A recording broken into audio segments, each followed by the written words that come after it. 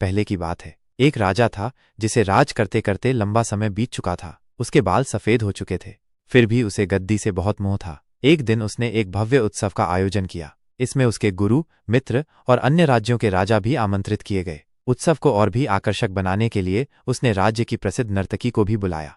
शाम को समारोह आरंभ हुआ। नर्तकी का नृत्य शुरू हुआ। राजा ने कुछ स्वर्ण मुद्राएं अपने गुरु को दीं ताकि वे अच्छे प्रदर्शन पर नर्तकी को पुरस्कृत करें।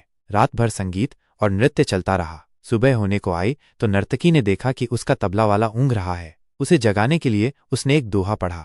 बहु बीती थोड़ी रही, पल पल गई बिहाय, एक पल के कारणे न कलंक लग जाए।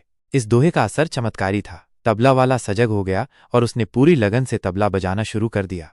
गुरु ने यह दोहा सुना तो वे भाव विभोर हो गए और सारी मुद्राएं नर्तकी को दे दीं। राजा की बेटी ने वही दोहा सुना तो वह भी प्रभावित होकर अपना नौलखा हार दे बैठी। राजकुमार ने भी मुकुट उतार कर दे दिया। जब नर्तकी ने फिर से दोहा दोहराया तो राजा ने उसे रोका और कहा, बस कर, एक दोहे से तूने सबको लूट लिया। गुरु की आंखें भर आईं। उन्होंने राजा से कहा, राजन, इसे वेश्या मत कहो, यह मेरी गुरु है, इसने मेरी आंखें खोल दी हैं। मैं जीवन भर जंगलों में तप करता रहा और आज अंत में एक नाच देखने चला आया। अब मैं फिर लौटता हूँ साधना में।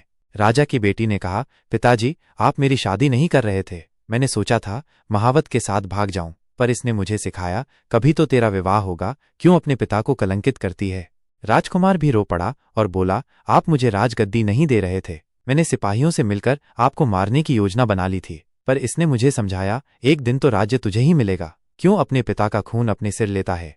राजा को गहरा आत्मज्ञान हुआ। उसी क्षण गुरु की उपस्थिति में उसने अपने बेटे का राज तिलक कर दिया। बेटी से कहा, मैं जल्द ही तुम्हारे लिए योग्य वर देखकर विवाह करूंगा। ये देखकर नर्तकी भी रो पड़ी। बोली, मेरे एक दोहे से सब सुधर गए और मैं अब तक न सुधरी। आज से मैं ये धंधा छोड़ती हूँ। हे प्रभु, अब मैं भी तेरा नाम जपूंगी।